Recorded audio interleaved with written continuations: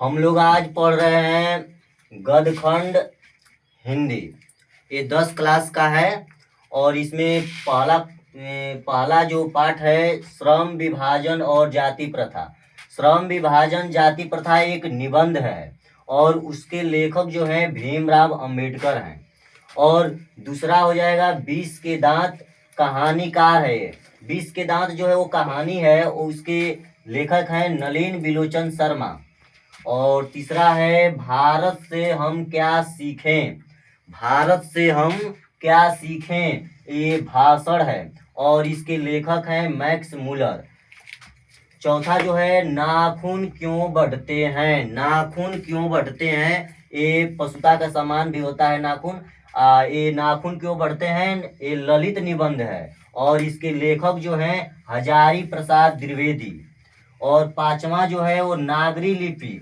नागरी लिपि निबंध है और इसके लेखक हैं गुणाकर मूले जी।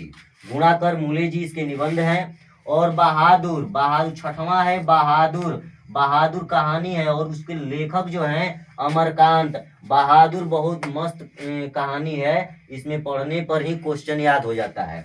और जो सातवां जो है परंपरा का मूल्यांकन, इसके लेखक है राम विलास शर्मा।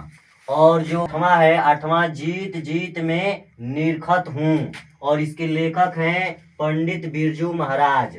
और जो 9वां क्वेश्चन है, 9वां जो पाठ है हम लोगों का 9वां, वो आविन्यो है। आविन्यो ललित रचना है। ललित जो है रचना है, ये इसके लेखक जो है अशोक वाजपेयी जी हैं, अशोक वाजपेयी। और 10वां जो हम लोगों का पाठ है मछली।